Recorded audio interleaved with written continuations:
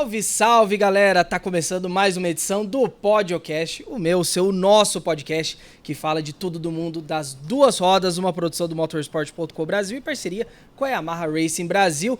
Hoje para falar tudo sobre o GP da Hungria de MotoGP, as classes, suporte também, Moto 2, Moto 3, Moto E, tudo que rolou na estreia do Balaton Park e, claro, também as últimas do mundo do off-road, porque, olha, teve muita coisa muito doida esse fim de semana.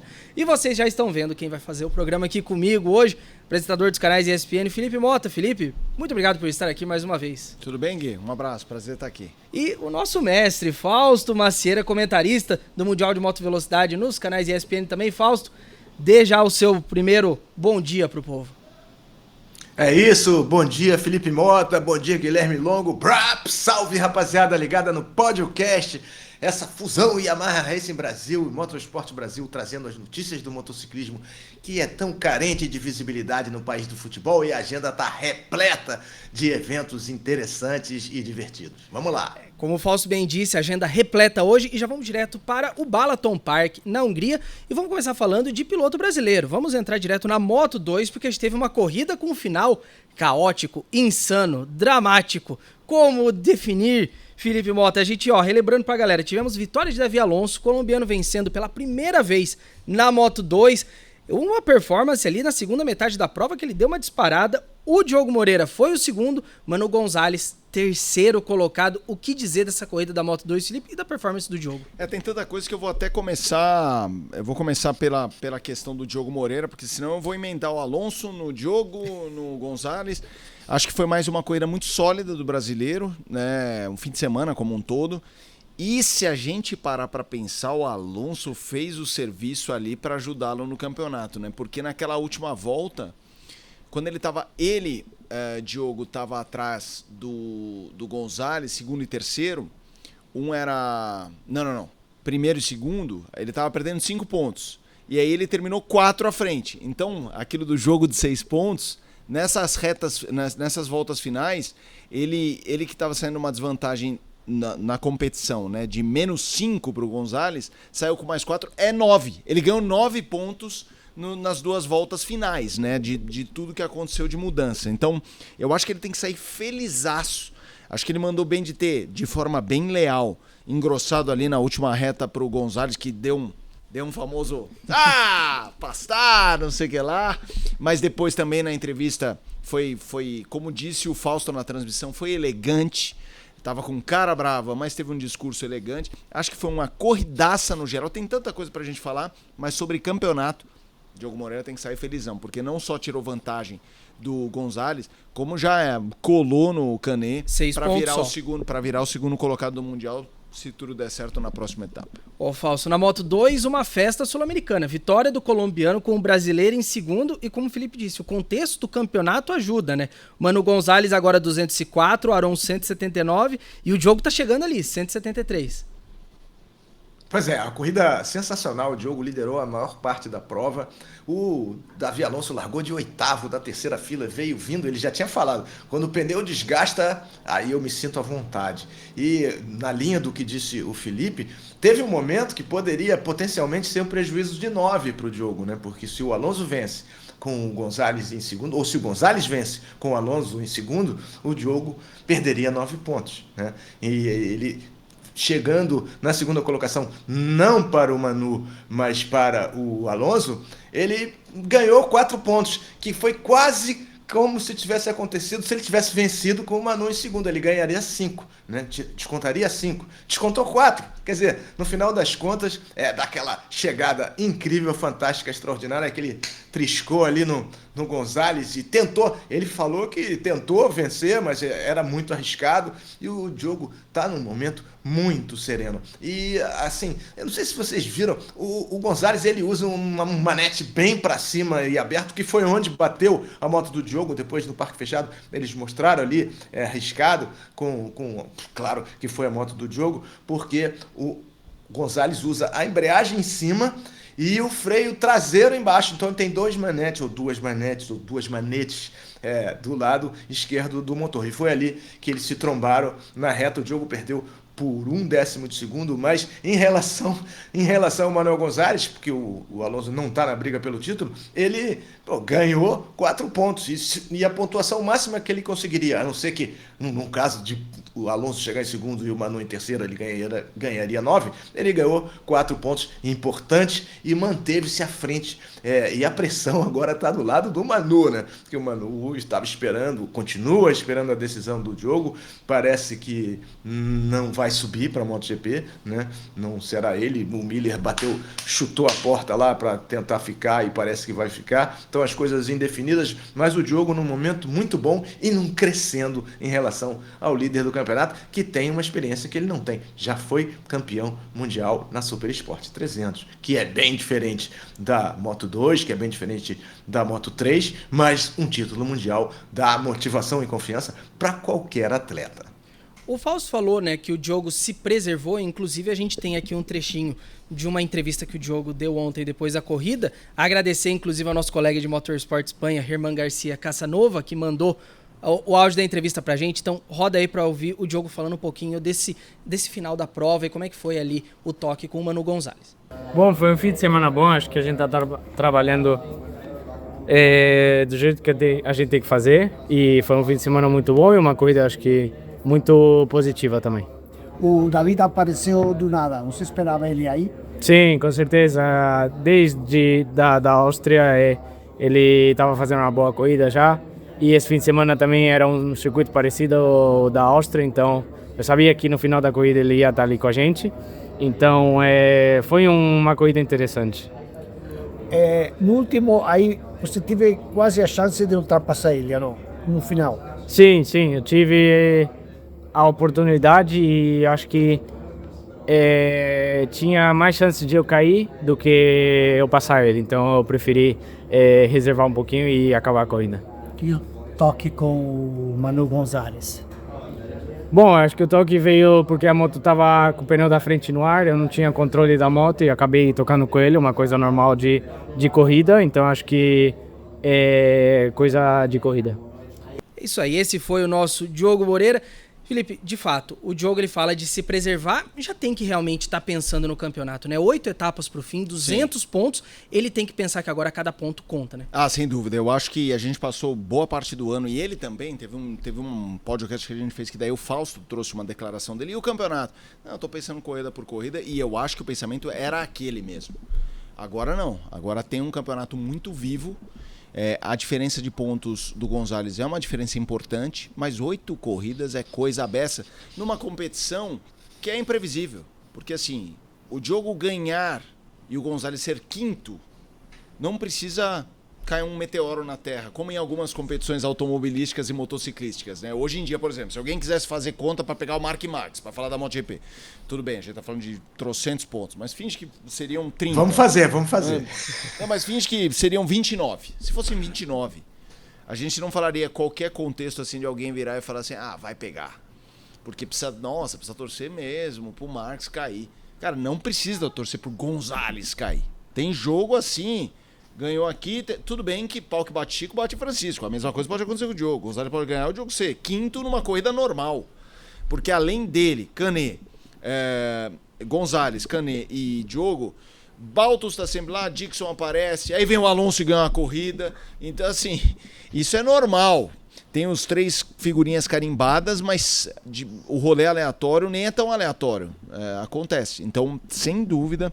O Diogo, e me parece verdadeiramente que quando o Alonso assume a ponta, que pra ele era o segundo, e ele fala que tenta a vitória, ele tenta porque o Alonso erra. O Alonso é primeiro, o Diogo é segundo com uma diferença razoávelzinha, assim, pensando numa última volta, né? Não tava me colocando de lado, e o Gonzalez também não tava coladíssimo nele. O erro do Alonso, de certo que permite o Diogo sonhar com a vitória, mais atrapalha do que ajuda em relação ao Gonzalez, porque é ele ficar preso e o Gonzalez vem mergulhando. E aí vira aquele bololô.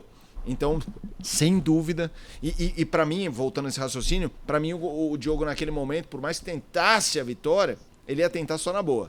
Eu acho que ele já tava ali pensando, quer saber, eu tô em segundo, o Gonzalez tá em terceiro, há 2 voltas esse cenário tava muito pior do que tá agora, tá bom.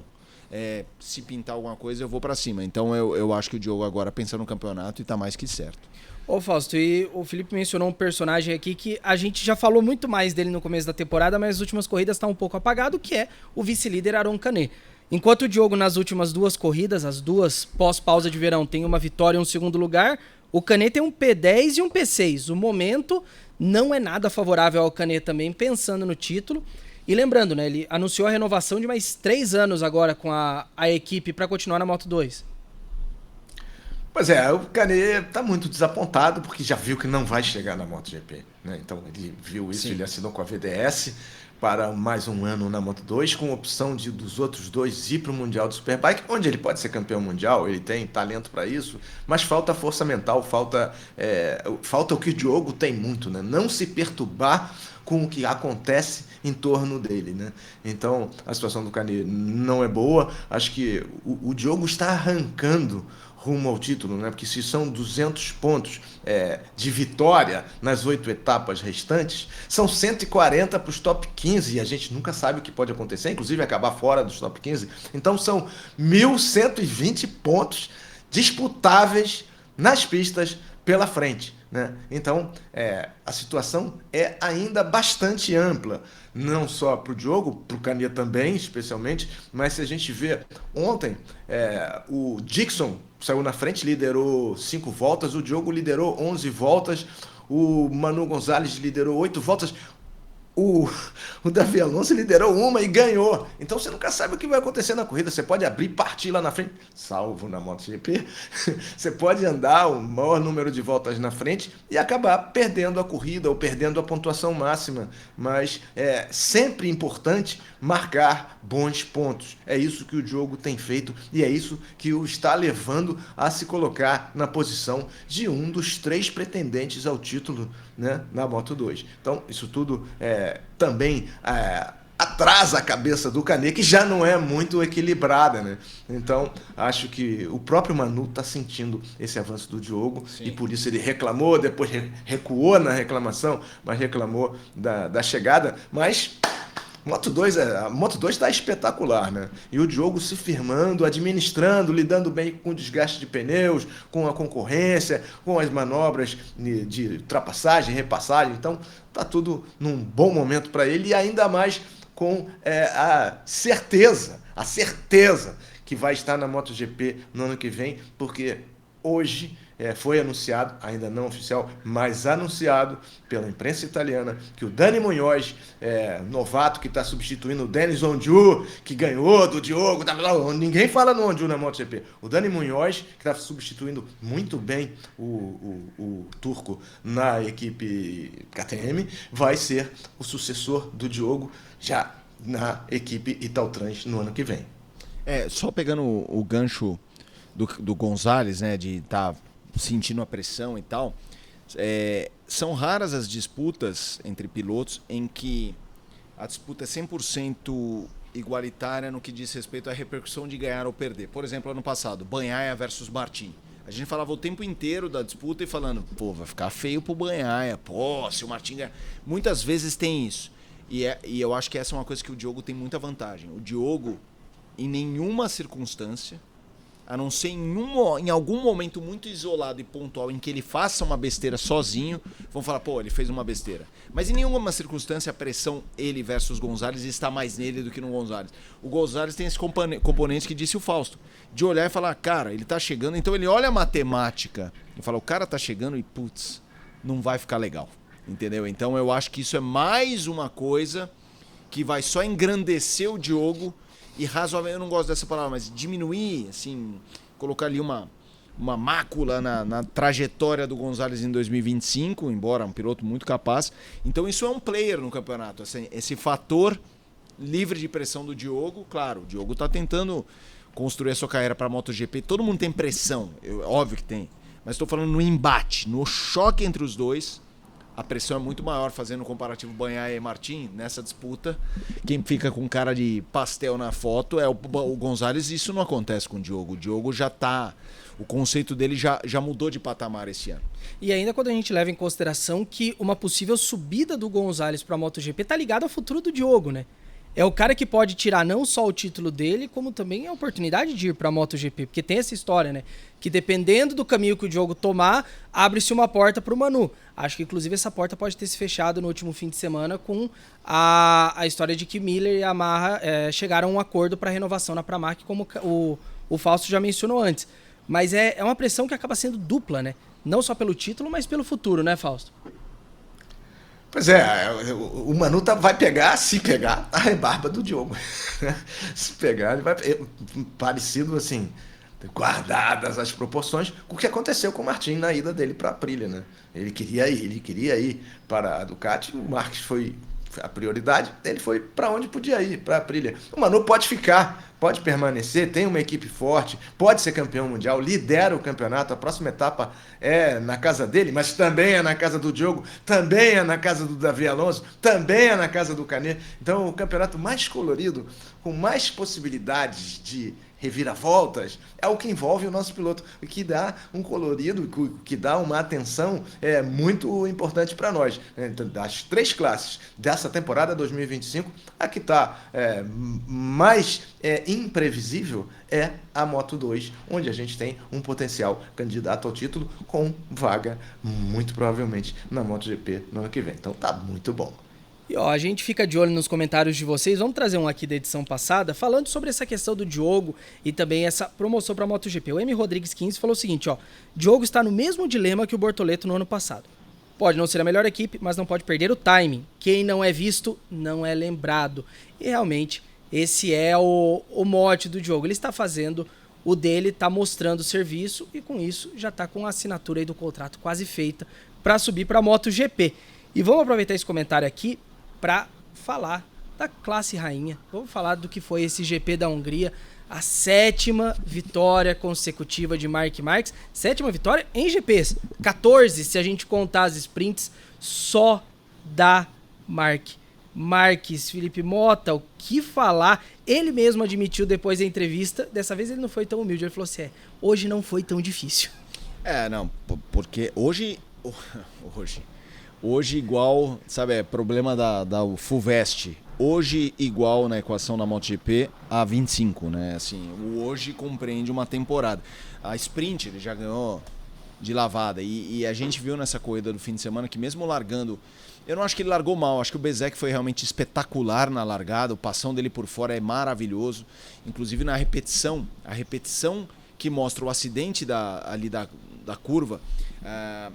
né, que a curva é para a direita, depois para a esquerda, tem uma tomada de trás que mostra que o foco são as quedas, né, as 2 quedas ali iniciais, e que você vê no fundo eles virando a curva. Nessa imagem que é para mostrar o acidente, você vê o passão do Bezzecchi ali fora, é arte, é uma imagem lindíssima.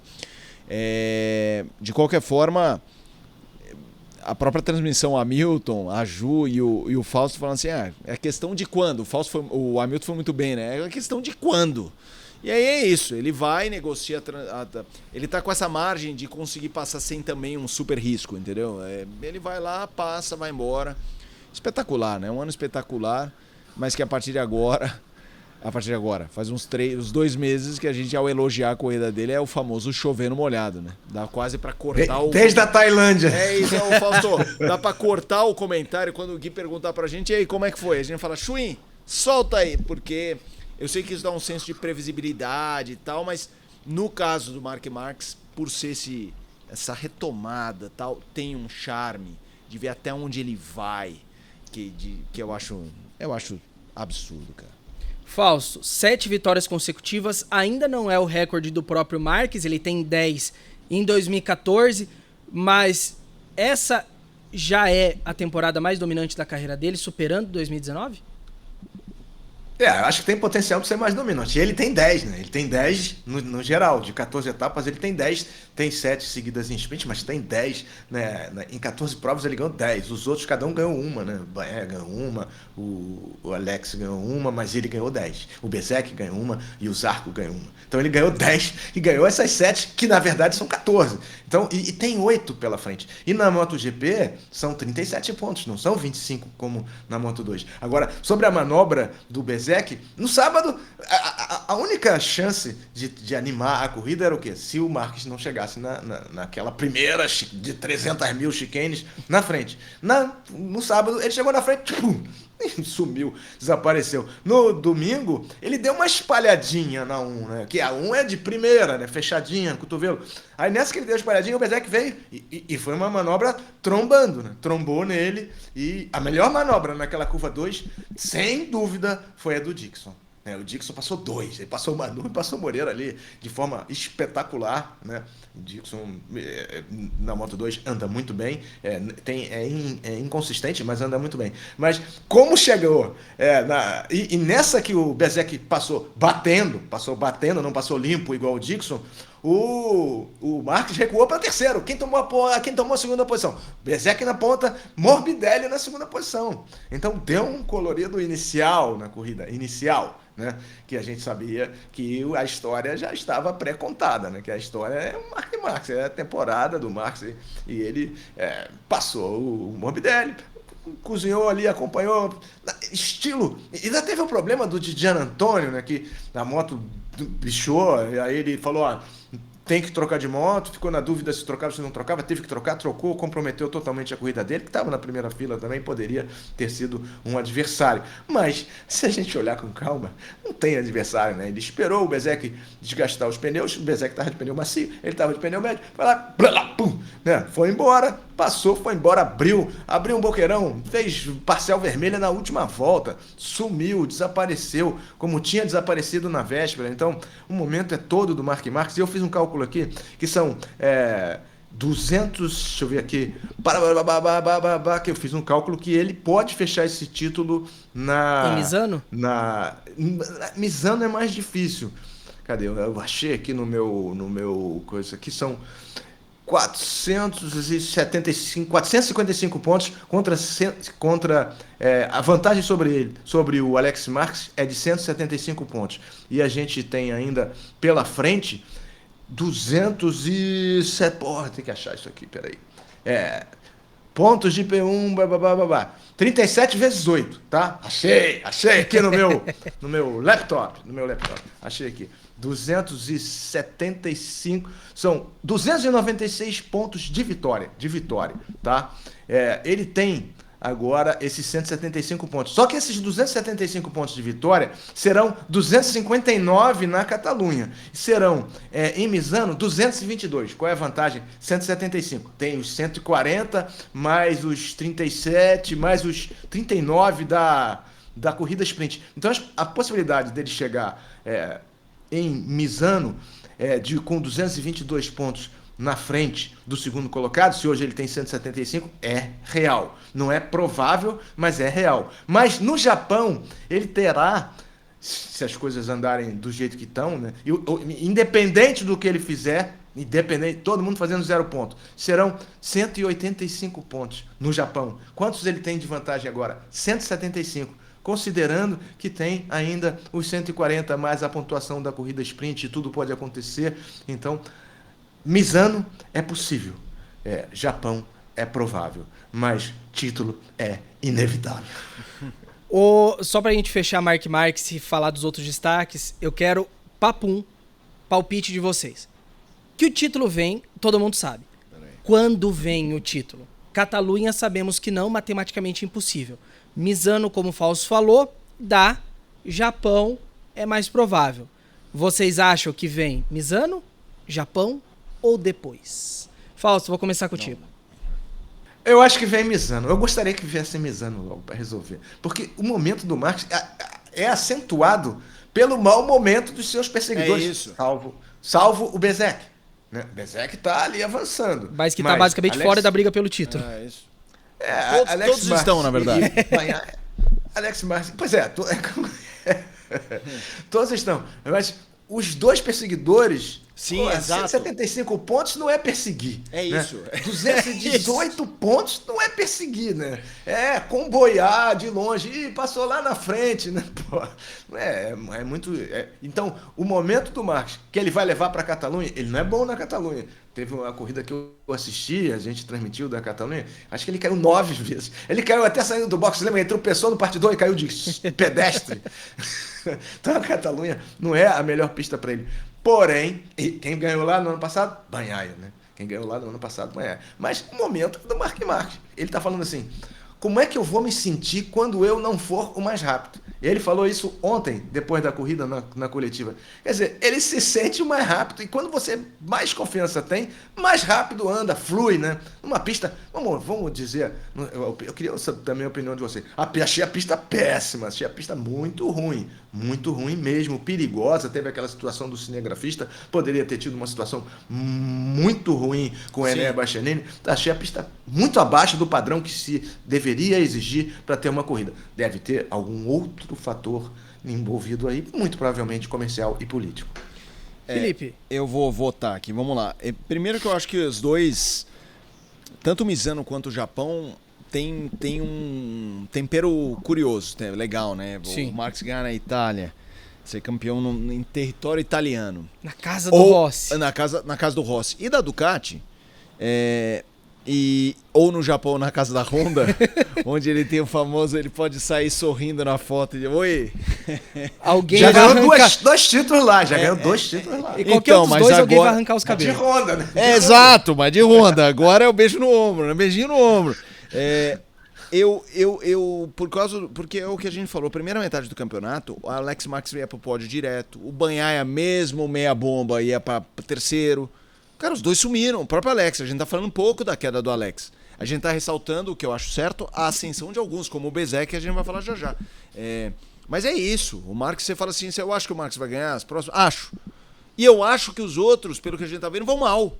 Aí então ele vai entubar ponto e vem um em quinto e o outro em oitavo. Então aí, porque se a gente continuasse vendo ele ganhando e os outros ali segundo, terceiro, a coisa ia andar um tiquinho mais lento. Não, virou... Como que é aquele meme do Galvão? Virou passeio. Virou passeio, amigos, é isso. Virou passeio. Eu também chuto Misano. Antes das férias eu não acreditava, eu achava que o Japão era mais factível por causa do Alex Marques. Mas são 2 corridas muito ruins do Alex, que ele deixa escapar muitos pontos. E assim, todo mundo falava, o título é uma questão de tempo, mas o Alex permitiu premeditar ainda mais esse título, então eu acho que Misano vai ser o palco do heptacampeonato do Marques. Antes da gente falar dos outros pilotos, Felipe, o Fausto tocou numa questão importante, que é a segurança da pista. De fato, a gente viu momentos ali preocupantes esse fim de semana, e 2, os principais envolvendo a KTM, a moto voadora do Acosta, que quase acertou o Sinegra, e o Bezek, numa coisa que me lembrou muito, e o Fausto vai lembrar bastante disso, Rossi e Morbidelli 2020. Bastianini? É do Bastianini. Isso. Que me lembrou muito o Rossi e o Morbidelli no Red Bull Ring em 2020. Lembra, Fausto? A moto voadora? Inesquecível, né? Lembrou muito. O que dizer da segurança do Balaton Park? Eu acho os dois acidentes do ponto de vista visual terríveis, né? Daqueles que, de novo... Existe uma expressão que eu nunca lembro exatamente, se não falaria. Uma expressão em alemão que eu aprendi cobrindo a Fórmula 1, que é assim. A tradução literal é sorte no azar. Mas aqui em alemão tem uma palavra que é isso. Essa expressão sorte no azar, o público vai entender. Que no alemão, que é exatamente para retratar...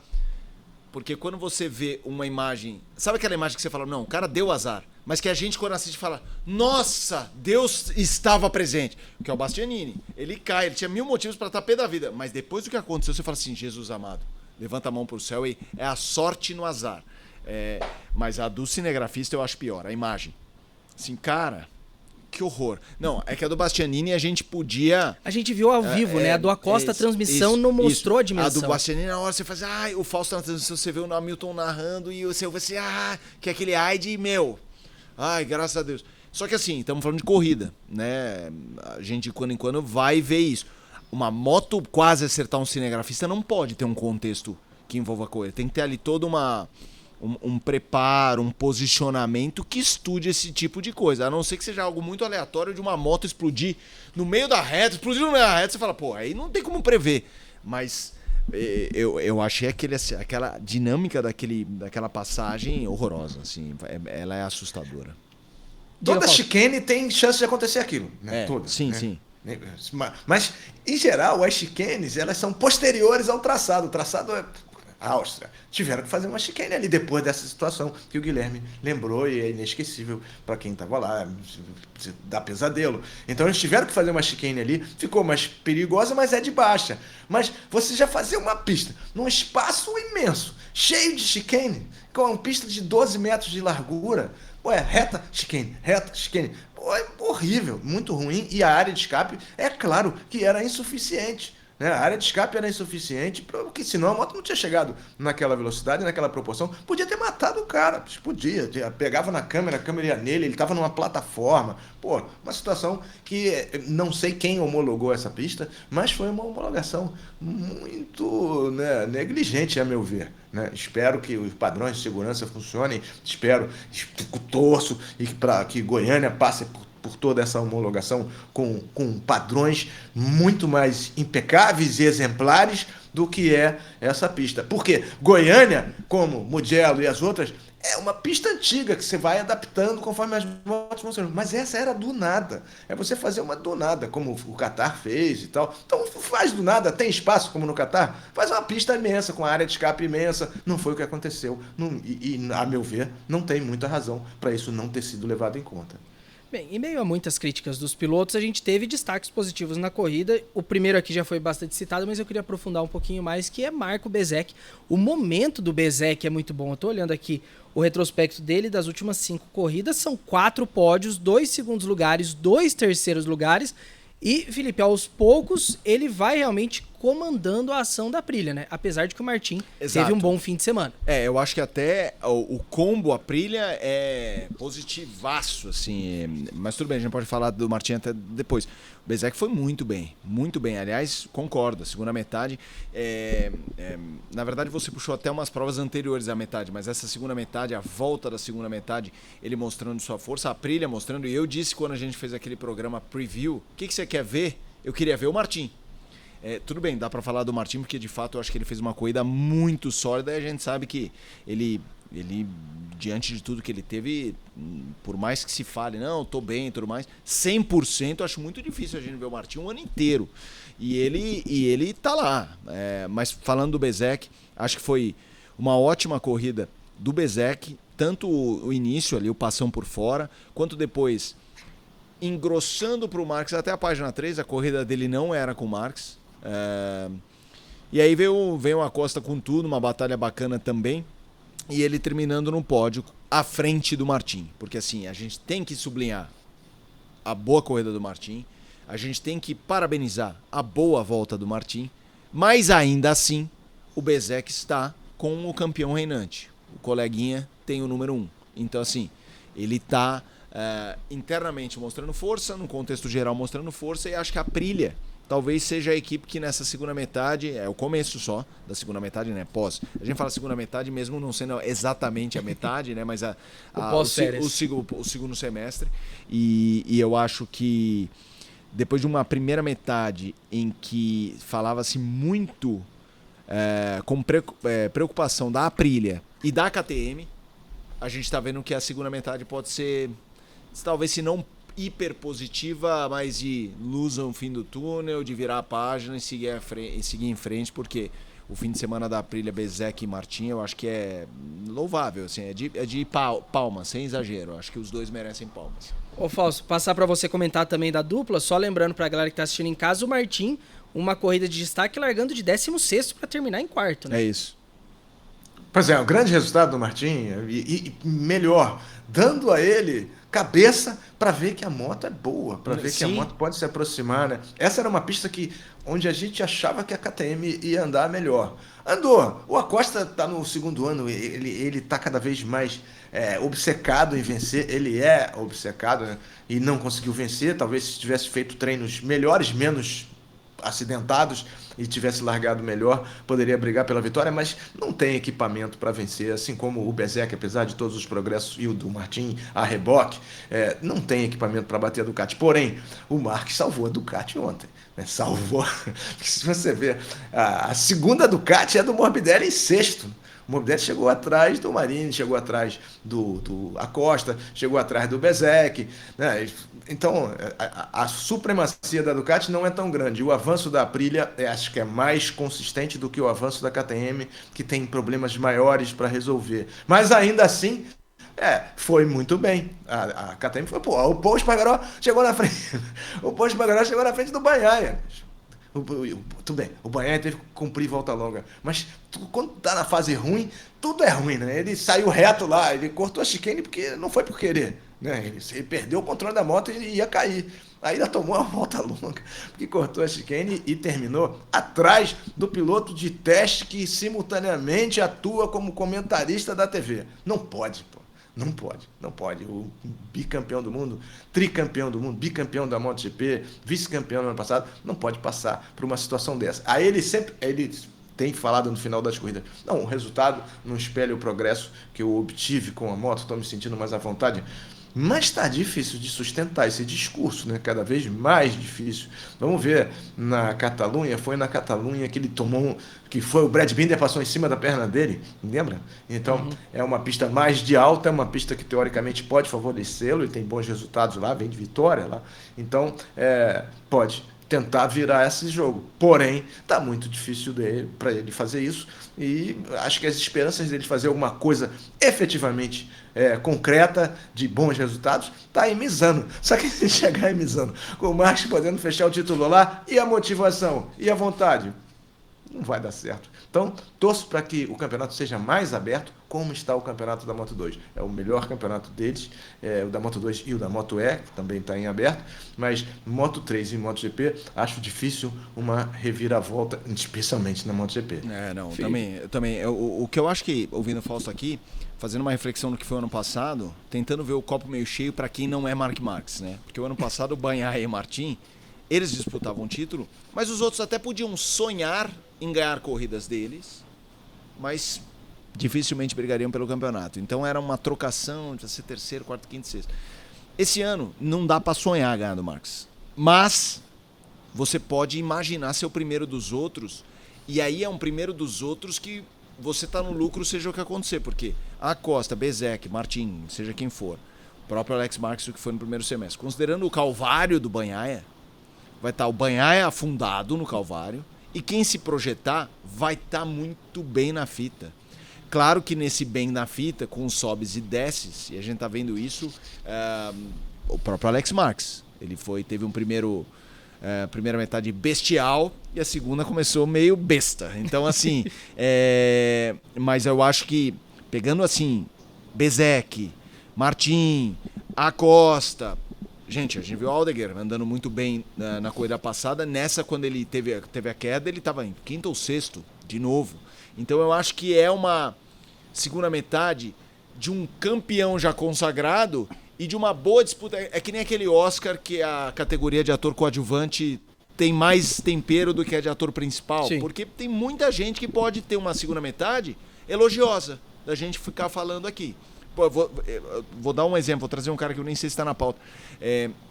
A gente viu que o Morbidelli teve bons momentos no ano, aí ele cai, quando eu tô falando cai primeiro de performance e depois tem um acidente, aí ele volta, ele estava fazendo um fim de semana sólido, acho até que tem um saldo positivo. Então, assim, eu acho que o Morbidelli é um cara que... Fez medalhas no sábado, né? Sim. Ganhou medalha. E durante toda a primeira metade da corrida principal, tava ali no top 3, 4. Então, eu acho que o Morbidelli é um exemplo que ilustra o que é 2025 de altos e baixos. Eu acho que, tirando o Marques, todo mundo já teve um momento que, meu Deus, que horror, ou uau, parabéns, ou vice-versa. Primeiro parabéns e depois o que horror. O que mostra que essa disputa do coadjuvante permite a gente aqui analisar, se divertir, porque nenhuma corrida é igual a outra. Sempre que a gente olha ali o top 3 nas postagens do Instagram, assim, top 3, vamos ver. Nunca é igual. Tá só muito... o Marques. Tirando o Marques, exato. Mas a questão do Bagnaia é o que me levanta certas dúvidas, Fausto, e eu ia passar isso pra você. É a questão do campeonato mesmo, porque a gente olha, né, o Mark, né, já tá completamente disparado. Quando a gente olha P2, P3 e P4, a situação do Peco fica bizarra, porque o Alex 280, o Peco 228, então 52 atrás, o Bezzecchi 197, são 31. A diferença dele pro Bezzecchi já é menor do que dele pro Alex Marques. Fausto, dada a situação do Pecco, você acha que ele mantém o terceiro lugar ou corre o risco dele perder se o Bezzecchi manter esse bom momento no campeonato? Pois é, Guilherme, a gente vamos olhando corrida a corrida. Na próxima corrida, né? Esses 31 pontos é menos que os 37 prováveis que vão para a conta do Marques, mas quem vai fazer mais pontos? Quem tem feito mais pontos entre Bagnaia e Bezzecchi? Bezzecchi. Então, provavelmente, quem vai descontar ainda mais, porque 31 pontos já é atingível, supondo que o outro tenha um problema mecânico, ou alguma coisa, ou uma queda e tal, quem vai capitalizar? Quem é a primeira não Ducati? É o Bezzecchi, e a meta do Bezzecchi é chegar no Bagnaia, e dá para chegar, como a meta do Alex é se manter à frente do Bagnaia ou, quiçá, do Bezzecchi até o fim do ano, porque ele não tem pretensão de ser campeão. E essas últimas atuações, a queda de rendimento do Alex coincidiu com a elevação de rendimento do Fermin Aldegger, né? Com o dedão para fora e tudo, né? Então, assim, o Aldegger, que tem 20 anos, né? E tem o Acosta chegando com 21. Então, a situação é difícil para todos, mas em especial para o Bagnaia, que vê o Alex com todos os problemas muito à frente dele e o Bezzecchi se aproximando para brigar pela terceira posição. Então, ele não tem ilusão desde a Tailândia que vai ganhar do Marques, desde o ano passado, né?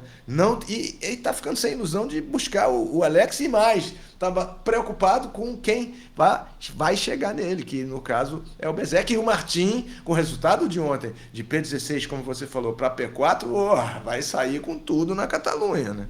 Então, é mais um complicador, porque a Aprilia está andando bem, a KTM está se recuperando, a vantagem da Ducati não é tão grande. Se não fosse o Marques ontem, eles não tinham chegado a 90 pódios, eles não tinham chegado a 90 pódios seguidos, né? Chegaram por causa do Marques, senão não estariam no pódio, né? E a sequência também de posições da primeira fila, eles conseguiram manter porque o Di Antônio também estava lá. Mas o Marques está fazendo a diferença em relação a uma Ducati não tão invencível quanto já foi no passado. E mesmo no passado foi derrotada por uma equipe satélite, ganhando 8 corridas, e o vencedor, o campeão mundial, ganhou 3. Mesmo o número de vitórias do Marc Marques, que, segundo consta, teve um problema técnico misterioso na Indonésia, que poderia ter ganhado 4 ou mais. Bem, vamos continuar aqui na Hungria, mas vamos trocar de classe. Fausto, vamos falar do outro brasileiro do Mundial, Eric Granado. A gente teve Moto E esse fim de semana também. Mais uma vez tivemos Eric Granado no pódio, uma etapa de vitória dupla do Mattia Casadei, que inclusive assumiu a liderança à frente do Lorenzo Baldassari, o Andrea Mantovani e o Zacconi, que estão ali tudo tecnicamente empatados. Mas para o Eric, mais um pódio, segundo pódio em 3 etapas que ele disputa.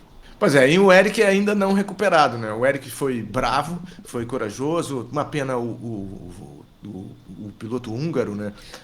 Ter caído na primeira corrida. Varga. Mas assim, o Andrea Mantovani, né, tava se equilibrando precariamente naquela liderança, não fez um bom fim de semana. A pista é difícil para todo mundo, especialmente para as motos elétricas, com aquele peso enorme e tudo mais. E o Casadei tem uma experiência muito grande e tem uma boa equipe, é companheiro do Eric, e conseguiu 50 pontos. Então, e os italianos, já falei isso, e a gente ontem a gente fez uma conexão, mais uma vez, Brasil-Hungria, né, com o Nico Ferreira, que é o treinador do Adrian Huertas, que fez a melhor corrida da carreira dele na Moto2 esse fim de semana, e isso tem muito da influência do nosso brasileiro, que é o treinador pessoal, está como treinador pessoal nas etapas da Europa do Adrian Huertas. Então, ele me falou o seguinte, e a gente já falou aqui, os italianos têm moto para treinar, a moto é italiana, eles estão em casa e treinam direto. O Eric, além de não treinar com a moto, tá vindo de uma lesão grave, tá com muita dor, e naquela sequência de chicanes ali, para ele era extremamente difícil. Então ele fez um pódio importante, mas o Casadei e o Ferrari vêm de 2 corridas de 50 pontos no bolso para cada um. Então, muito difícil. Essa é uma classe, eu acho que é a única classe que os italianos vão vencer. E pra gente fechar aqui o nosso passeio pela Hungria, vamos falar de Moto3, que tivemos mais uma vitória de Máximo Quiles, a segunda vitória dele, 6 pódios no total pro espanhol. em 10 etapas que ele disputou. Uma performance boa, uma pena que entrou mais tarde por causa da idade. Segundo lugar, Argentina no pódio, Valentim Perrone foi o segundo e Davi Munhoz terceiro, José Antônio Rueda, que é o líder do campeonato, na quinta posição. Fausto, o que dizer aí da Moto3? Final sensacional, né? Moto 3, o Perrone tá merecendo ganhar. Mereceu ganhar na Áustria, mereceu ganhar ontem. O final ali, o Kills, o Marques ganhou 2 vezes ontem, né? Ganhou ele ganhou ele como um empresário, porque ele é o empresário do Kills, movimentou todo o regramento para colocar o Kills com 17 anos lá e tal, e o Perrone deu uma empurrada no Kills, perdeu por 18 milésimos, está andando bem demais. Eu acho que o Rueda tá um pouco como o Manu Gonzalez, sendo que em vantagem, né? Porque ele está cedendo poucos pontos, né? O Piqueiras ficou fora do pódio mais uma vez, é o vice-líder do campeonato, a diferença caiu para 69 pontos, né? Então é uma diferença ainda de mais de 2 GPs, ele corre em casa e eu acho que ele está jogando com o regulamento e não arriscando uma queda que o prejudique, porque vem corrida, a gente tem um final de semana agora de folga, mas vem 2 corridas seguidas na Europa e depois o campeonato vai para a Ásia. Eu acho que ele está esperando que manter essa vantagem de mais de 2 GPs e continua com ela a algumas etapas para chegar na Ásia com o funil ainda menor e usando essa vantagem para chegar ao título mundial e já promovido para a Moto 2 no ano que vem, né, na vaga do Honju, né? Então o campeonato está bem encaminhado para ele. Porém, o Kills venceu mais uma vez, ganha moral, e o Perrone acredito que vai vencer daqui até o fim do ano. E a Catalunha é mais uma vez uma terra onde todos eles conhecem cada curva e vai ser um pega fenomenal. Então, Moto 3 e Moto 2 estão espetaculares. Na MotoGP a gente está vendo uma era Marc Marques suprema, ainda que não esteja com a melhor moto, né? Ainda que não está com a melhor moto, mas não é tão melhor assim quanto já foi em anos anteriores, onde ele não estava. A gente ainda tem muita coisa para falar aqui no Podcast hoje. Vamos continuar falando do mundo das 2 rodas, mas primeiro eu quero liberar o Felipe Mota. Tem muitos compromissos aí pela frente, mas Felipe, quero agradecer muito mais uma presença aqui no Podcast. Sempre uma honra aqui, um abração pro Fausto Macieira, fã da velocidade. É sempre uma honra estar aqui no Podcast. Estou atento agora na sequência do programa com a Arena Cross, que teve coisa gostosa nesse fim de semana. Meu Deus! Tchau, tchau, pessoal.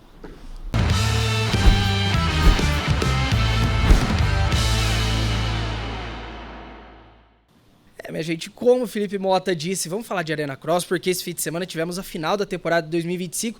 E olha, de verdade, faz quase 30 anos que eu acompanho o esporte a motor. Eu nunca tinha visto uma coisa tão dramática quanto o que a gente viu nesse sábado, aqui em frente à nossa redação, no Parque Vila Lobos.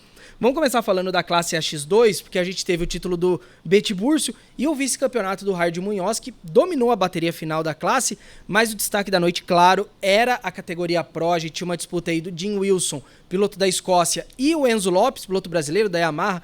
Os dois chegaram separados por 2 pontos só no campeonato. E aí, na hora da pole position, deu o Enzo Lopes, a diferença que era de 2 caiu para 1 ponto. Na primeira bateria, deu o Enzo. O Jim já teve alguns problemas ali, acabou perdendo um pouquinho de terreno na competição contra o Enzo, e o brasileiro vira o jogo. Quando chega na última bateria, 1 ponto de vantagem para o Enzo Lopes. E agora, para quem está assistindo no YouTube, vocês vão ver aí alguns dos melhores momentos. Se você está ouvindo só em áudio, recomendo você dar uma olhada no YouTube, porque as cenas são impagáveis.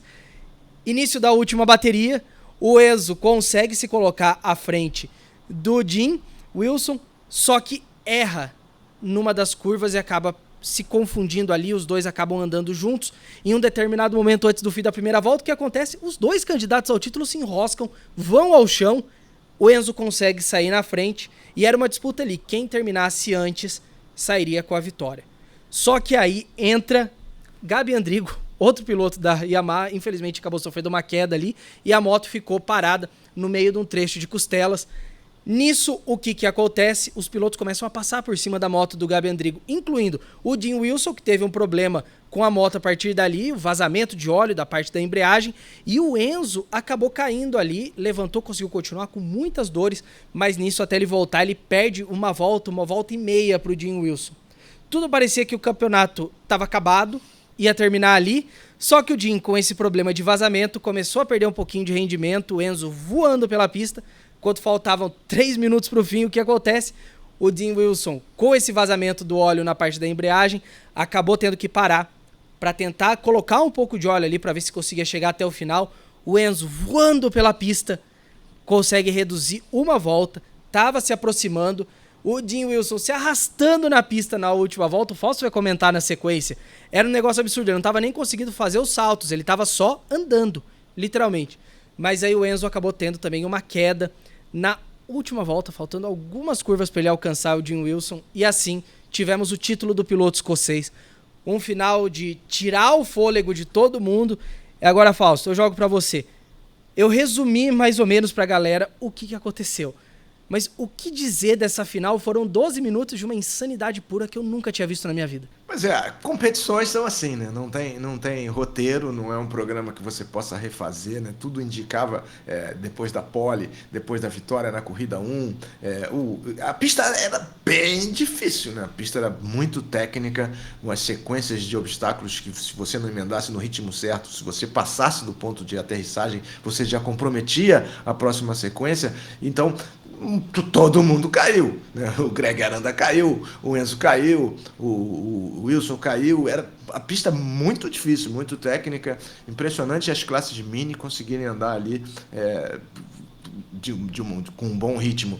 E, pô, na corrida 1 achei que o Enzo foi bem, né? Levou a prova, abriu uma vantagem mínima no campeonato, e na corrida 2 ele foi com confiança.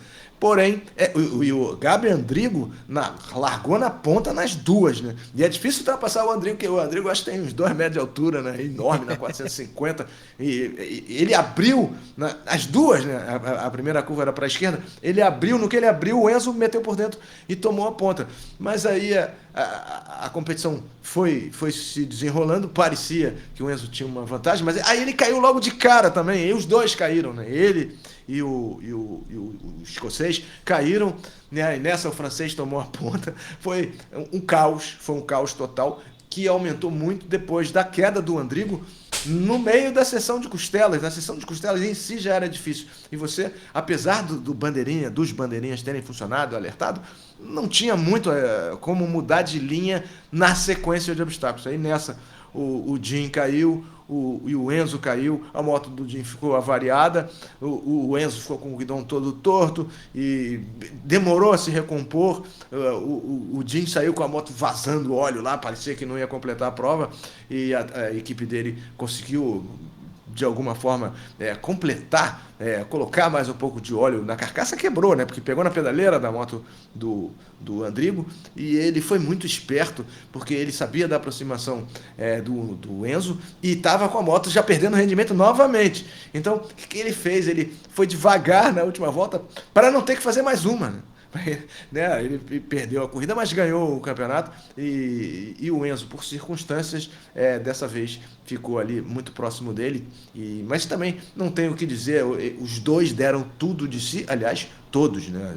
Corrida espetacular, inclusive na X2, onde o Hardy Munhoz anda muito bem, também perde o controle, sai da pista e tal, a gente já viu ele andando nos Estados Unidos, ele é afobado, né? Mas ele anda muito forte. Tivemos um nível altíssimo de competição, as circunstâncias, mais uma vez, determinaram o vencedor. No caso, o campeão ficou com a Escócia, né? Mas de toda forma, quem foi e quem assistiu pela TV como eu, jamais esquecerá. Foi uma corrida impressionante, espantosa, imprevisível, até a bandeirada. E esporte é assim, né? Nem sempre vence o favorito, nem sempre vence o apontado como o provável campeão, né? Então, isso serve para qualquer modalidade, inclusive as que acabamos de tratar agora há pouco. Eu Eu fui aqui sábado, né? Acompanhei, de fato, a arena estava lotada, a organização, inclusive, está de parabéns, um trabalho impecável na organização do evento, mas era incrível ver a reação do público, porque o público realmente comprou. Toda vez que o Enzo passava na frente das arquibancadas, não importava qual fosse, era uma festa enorme. Então tinha, de fato, uma torcida muito grande, pelo que poderia ter sido, né, o primeiro título brasileiro no Arena Cross desde 2019. Então tinha essa expectativa ainda, né, de um brasileiro ganhar o título contra um estrangeiro para quebrar essa hegemonia que vem de alguns anos. Mas parabéns para os dois aí, foi uma disputa maravilhosa. E agora vamos continuar falando de finais, Fausto Macieira, só que saindo do Brasil, indo para os Estados Unidos, porque tivemos a final da sua queridinha AMA Motocross, fechou a temporada nesse fim de semana, Budds Creek National em Mechanicsville, no estado de Maryland. Um dos títulos já estava concretizado, né, na 450 cilindradas do Jet Lawrence, já tinha levado o título na etapa anterior e venceu de novo esse fim de semana. Ele terminou com 462 pontos contra 409 do Hunter Lawrence e o Eli Tomac em terceiro com 364. E na 250, a única categoria que ainda estava em aberto, tivemos a confirmação do título do Hayden Diggan, o piloto da Yamaha, venceu pela 7ª vez na temporada e carimbou o título dele, terminando com 505 pontos contra 456 do Yoshimoda. Fausto, que falar dessa final? E agora chegou a hora do Super Motocross. Pois é, a final do motocross foi incrível, apesar do título já estar definido na 450, os Lawrence, os marques do motocross e do supercross andam muito bem. O Jet largou na ponta na corrida 1, ele virou, você tem um prêmio de hole shot, né, que você passa num determinado ponto da pista, que tem uma marcação e dá um prêmio. Aí ele passou ali em primeiro, tirou a mão e saiu comemorando, né, foi assim, e o Justin Cooper da Yamaha, aí porra, aí o cara ficou possesso, né, o piloto da Yamaha ficou possesso. Aí botou por dentro, disputou e tal, mas no final deu Jet Lawrence nas duas corridas, porém ele saltou, o próprio Cooper, mais alguém saltou, não, isso foi na 250. Tem o Jet Lawrence na 450, o Hunter, irmão dele, ganhou a segunda bateria, mas no geral o Jet, Hunter e o Justin Cooper salvou uma terceira colocação. Na 250 que teve essa confusão, o Diggan e o Shimoda, o Diggan, porra, cara, primeiro, o Diggan tava com o cabelo assim, todo pra trás, assim, tipo, sei lá, do Jim Carrey, sabe? Com o cabelo todo cheio de laque, que tava celebrando, porque ele precisava de um 15º lugar. Ele precisava de um 15º lugar para ser campeão. Então ele tava com aquilo já na mão. Bicampeonato, 5 títulos, se você contar os outros que ele já ganhou até agora. Então ele tinha um amplo favoritismo. Mas o japonês, o Yoshimoda, não se entrega. Japonês, né? Não se entrega de jeito nenhum.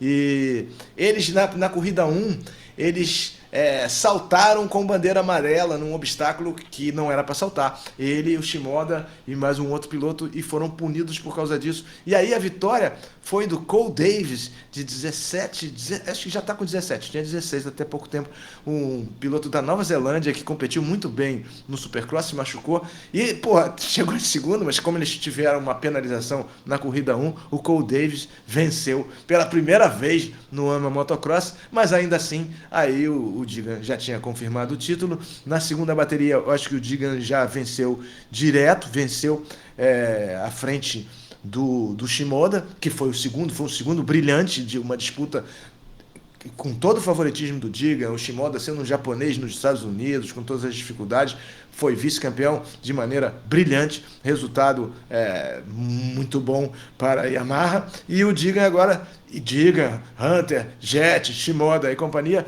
vão para as 3 etapas dos playoffs do Super Motocross, como o Guilherme falou, que soma os pontos do Supercross e do Motocross. Então, quem não foi bem no Supercross tem menos pontos, mas de toda forma vai ser somado ao resultado deles no Motocross para uma disputa de 3 etapas que começa no dia 6 de setembro e dá 10 milhões de dólares em prêmios, sendo que para o vencedor na 450, $1 milhão. Para o vencedor na 250, $500 mil. Então, é uma competição super próspera, né? Super instigante, né? Motivacional dos pilotos, fechando a temporada antes do Motocross das Nações, que é outra competição altamente inspiradora. Então vai ser demais. E se teremos um fim de semana de folga agora, teremos já o início do Super Motocross no fim de semana seguinte, dia 6 de setembro. Como o Fausto bem disse, 3 etapas em sequência, 6 de setembro em Concord, 13 de setembro St. Louis e a final 20 de setembro em Las Vegas. E, Fausto, falando de categorias que estão na reta final, vamos sair dos Estados Unidos, falar um pouquinho de Holanda MXGP, o Mundial de Motocross, etapa de Arnhem. E olha, só deu holandês em casa. Na classe principal, MXGP, vitória do Jeffrey Herlings, terceiro triunfo dele no ano, mas a briga pelo título ainda está concentrada em outros pilotos. Romain Febvre segue na liderança, 835, o Lucas Kennen, 804. Na MX2, outra vitória holandesa agora do Kay de Wolf, sexta vitória dele no ano, e aqui a gente tem uma briga mais interessante. Simon Langenfelder tem 783, o Kay de Wolf 768 e o André Adamo 745, então menos de 40 pontos separando o top 3. Fausto, MXGP tá chegando no final do campeonato, 3 etapas só depois dessa, tá pegando fogo o negócio. Pois é, e a velha guarda... Pô, a gente tinha falado isso, né, Guilherme, na semana passada. Vai ser pista de areia e os holandeses são os favoritos. Deu Holanda na MX2, deu Holanda na MXGP. O Jeffrey Herlings, peguei ele, ele tem 30 anos, eu peguei ele correndo na 250, né, na MX2. Venceu pela 16ª vez em casa. Venceu pela 10ª. E pentacampeão mundial vence bastante, senão não chegava nisso. E foi a vitória de número 110 dele, e correndo em casa, né? Então, o público empurrando, né? E ele... O Febvre caiu e tal. O Lucas Kennen está se revelando um rival muito forte, né? Mas é novato, está fazendo a primeira temporada dele. O Febvre conseguiu equilibrar as coisas e sair de lá como líder, mas o Jeffrey Herlings fez a alegria da turma, completada com o Kay de Wolf, né? O Kay de Wolf, campeão reinante da 250, piloto da Husqvarna, também fez 2-1-1. Não foi tão fácil quanto o Herlings, que já tomou a ponta, mandou por cima da cabeça dos caras lá, andou bem demais. O de Wolf teve que passar outros pilotos, não largou bem, mas conhece a pista, está acostumado. O holandês nasceu para andar na areia, e que é muito difícil andar na areia. Então, dupla vitória na 450 do Herlings, na 250 do De Wolf. Mas se o Herlings venceu pela 16ª vez em casa, Guilherme, foi a primeira vitória do De Wolf em casa. Então, foi uma festa completa para os pilotos holandeses. O título continua encaminhado para o Febvre, né? O Langenfelder lidera na MX2. A próxima etapa vai ser também meio difícil, que é na Turquia, a Afyonkarahisar. É uma pista difícil na Turquia. Eu não ia arriscar falar o nome desse lugar, não. Eu ia deixar para você mesmo. Mas é boa a pista. Vamos ver o que vai acontecer por lá. Mas é difícil mudar essa liderança do campeonato, pelo menos no momento. Parabéns aí à turma da Holanda, que comprovou que nasceu para andar na terra. Até o Glenn Coldenhoff colocou a Fantic no pódio. O Coldenhoff, holandês, não chegava ao pódio em casa, desde 2016, e colocou a Fantic no pódio da 450 MXGP. E assim como o AMA Super Motocross, o MXGP vai fazer agora uma rodada tripla para fechar o campeonato nos mesmos finais de semana do Super Motocross. Então a gente vai ter na sequência Turquia, China e Austrália fechando o campeonato lá em 21 de setembro. Fiquem de olho porque chegou a hora das definições. E agora, antes da gente partir para a reta final do nosso podcast, vou pedir uma licença para vocês que estão aqui assistindo. A gente fala muito, quase que exclusivamente das 2 rodas, mas vamos trazer um pouquinho de 4 rodas agora aqui para o podcast, porque na semana passada a gente recebeu aqui no estúdio ninguém mais, ninguém menos que Lucas de Grassi, piloto campeão mundial de Fórmula E, que hoje corre por quem? Pela equipe Lola Yamaha Abit na Fórmula E. Então o Lucas veio aqui para um bate-papo, falou sobre muitas coisas, inclusive sobre como foi o primeiro ano da presença da Yamaha na Fórmula E, como é que foi a parceria e também a importância do comprometimento, né, da marca Yamaha com a Fórmula E no desenvolvimento do carro da 4ª geração que vai estrear em 2027. Dá uma olhada aí. 32 pontos, um pódio em Miami, a gente competitivo, foi o mais rápido em Tóquio. Foi o mais rápido do grupo também na classificação em Miami. Então, assim, a gente teve vários momentos que apareceram ali bons. E dentro da equipe, assim, eu acabei fazendo mais pontos que o meu companheiro, que é um piloto muito rápido, né, que é o Zane, que veio da Fórmula 2, chegou a liderar todo aquele campeonato, o campeonato que o Bortoleto ganhou, né? Ele liderou a primeira metade do campeonato. E a Yamaha é uma empresa gigantesca, então está apoiando, ficou muito feliz. Eles se animaram, né, a investir ainda mais, então sempre ajuda a ter resultado bom. Então esse pódio foi muito importante. E o 5º lugar lá em Tóquio, na casa da Yamaha, o CEO foi em uma corrida esse ano, foi uma das melhores, que foi Tóquio lá, que a gente terminou em 5º. O cara tava lá também, então dá uma animada, entendeu? Pra galera investir mais e trabalhar mais. A gente foi na fábrica da Yamaha, viu como a Yamaha começou. Bem interessante, eles começaram fazendo hélice de avião durante a guerra, porque eles faziam instrumentos musicais, então eles tinham um know-how de trabalhar com madeira. Eles fizeram as hélices, daí o motor não era muito bom, daí eles começaram a fazer o motor e a hélice, e assim virou a empresa da Yamaha. E enfim, a gente foi lá visitar, e daí o pessoal, o CEO foi lá, tal, e agora a gente tem um apoio bastante institucional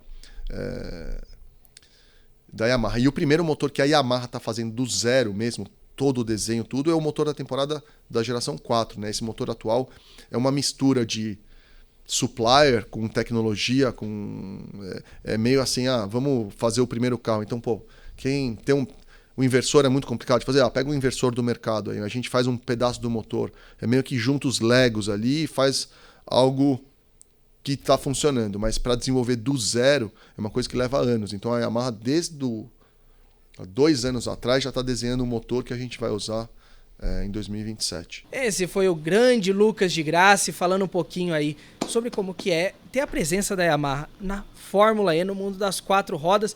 E agora voltamos às 2 rodas, porque, Fausto, esse fim de semana, agora que está por vir, temos muitas coisas rolando no mundo do esporte motor, no mundo do motociclismo, mas aqui no Brasil em especial, 2 destaques, né? A gente tem Brasileiro de Motocross e Moto 1000 GP.